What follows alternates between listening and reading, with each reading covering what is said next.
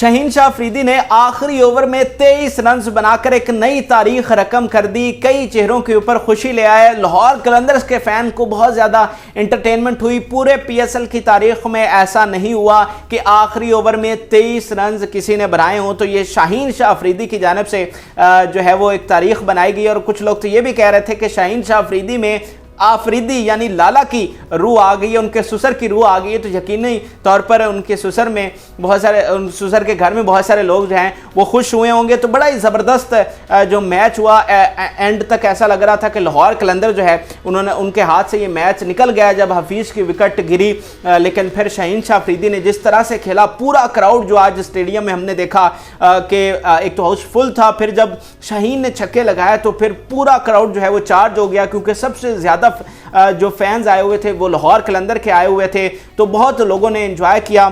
लेकिन at the end जो है वो काफ़ी मायूसी का सामना करना पड़ा। शाहीन ने तो बड़ी एफर्ट की और सुपर ओवर तक लेकर गए। लेकिन सुपर ओवर में आप सोच रहे होंगे कि लाहौर कलंदर ने क्या गलती की है।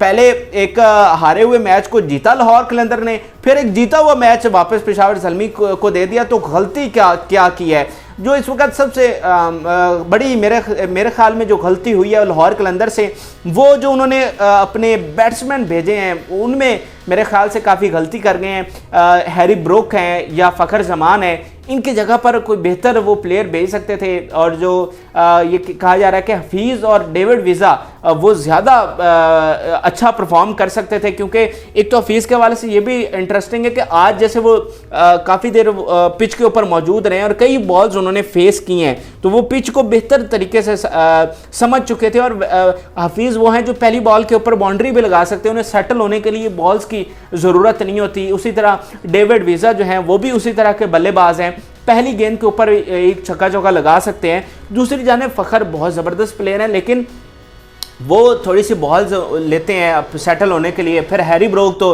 वैसे भी एक नए बल्लेबाज, उन्होंने सेंचुरी स्कोर की है, लेकिन अगर आप उसमें भी देखें तो पहले उन्होंने कितनी बॉल्स हैं वो उन्होंने डॉट की हैं और सिंगल डबल करते रहे। उसके बाद जब वो सेटल हुए तो फिर ही उन्होंने बाउंड्रीज लगाना शुरू की हैं। तो मेरे ख्याल से लाहौर कलंदर के लिए बिल्कुल बेहतर ऑप्शन नहीं था जो दो प्लेयर्स उन्होंने भेजे हैं। अगर इनकी जगह पर हफीज़ या उनके साथ किसी और को भेज दिया जाता, इमन कामरान गुलाम बड़ा अच्छा उनकी पावर हिटिंग कर सकते हैं, तो अगर उनको भेज दिया जाता तो शायद आज नतीजा कुछ और होता। और जो एक जीता हुआ मैच था लाहौर कलंदर, वो इस तरह से प्लेट में रखकर पेशावर ज़ल्मी को ना देते। और अगर 10 से प्लस स्कोर हो जाता तो फिर शाहीन शाह अफरीदी जो है वो डिफेंड कर सकते थे, लेकिन बिल्कुल स्कोर बनाया ही नहीं। 5 स्कोर बना 6 गेंदों के ऊपर, कोई बाउंड्री नहीं लगाई। तो बड़ी जितनी अच्छी परफॉर्मेंस शाहीन शाह अफरीदी ने दी थी, उतनी पैथेटिक परफॉर्मेंस मेरे ख्याल से सुपर ओवर में लाहौर कलंदर ने दी है। बहुत ज़्यादा एक एंटरटेनमेंट हो गई थी जब सुपर ओवर लगा, और ये पीएसएल का पहला सुपर ओवर था, पीएसएल 7 का। तो बहुत ज़्यादा लोग एंजॉय कर रहे थे। इवन राशिद खान ने, जो कि लाहौर कलंदर के अभी छोड़कर चले गए अफगानिस्तान के क्रिकेटर, उन्होंने भी ट्वीट किया और उन्होंने कहा कि वाह क्या कमाल किया तुमने शाहीन। तो पूरी दुनिया से लोग बहुत ज़्यादा एंटरटेन हो रहे थे कि कोई एक्सपेक्ट ही नहीं कर रहा था कि शाहीन शाह अफरीदी जो हैं वो आखिरी ओवर में 23 रन बना जाएंगे। तो जब ये हुआ तो सब हैरान रह गए कि ये इतना गैर मुतवक्के था। तो पूरी दुनिया से लोग देख रहे थे और बहुत ज़्यादा एंजॉय कर रहे थे। तो लाहौर कलंदर ने बहुत मायूस किया एट दी एंड और बड़ी पैथेटिक परफॉर्मेंस दी। अगर 10 प्लस रन बना जाते तो फिर शाहीन शाह अफरीदी बड़े आसानी के साथ जो है उसको डिफेंड कर लेते। आसानी से ना भी करते तो एक चांस, ज़्यादा चांस था इनके पास, लाहौर कलंदर्स के पास। आप पेशावर ज़ल्मी को देखें तो उन्होंने अपना जो सबसे तजुर्बाकार प्लेयर है उसको भेजा है, यानी शुएब मलिक को भेजा है। तो लाहौर कलंदर को भी यही चाहिए था कि अपने सबसे तजुर्बाकार खिलाड़ी मोहम्मद हफीज़ को भेजते। मुझे यकीन है कि अगर हफीज़ क्रीज के ऊपर मौजूद होते तो ज़रूर वो कोई ना कोई बाउंड्री लगा लेते, कुछ ना कुछ ऐसा करते कि 10 प्लस जो है वो स्कोर चला जाता। दूसरा, पेशावर ज़ल्मी ने जो अच्छी चीज़ की वो हारिस को भेजा। हारिस एक नए बल्लेबाज हैं, नए खिलाड़ी हैं, पहली दफ़ा पीएसएल खेल रहे हैं। तो ये मेरे ख्याल से उनके लिए एक बड़ा उन्हें कॉन्फिडेंस आएगा, उन्हें एतमाद आएगा कि उनकी जो मैनेजमेंट है, उनके जो कप्तान है, वो उनके ऊपर इस तरह से एतमाद कर रहे हैं। और इतने क्रूशल टाइम के ऊपर उन्हें भेजा गया है। लोग ये एक्सपेक्ट कर रहे थे कि ज़ज़ई को भेजा जाएगा, लेकिन देखिए कि वहाब रियाज ने हारिस को कॉन्फिडेंस दिया, उन्हें एतमाद दिया और उन्हें भेजा। तो ये पेशावर ज़ल्मी की जानिब से बड़ा अच्छा किया गया कि एक नए खिलाड़ी को, एक नौजवान खिलाड़ी को इस तरह से मौका दिया गया।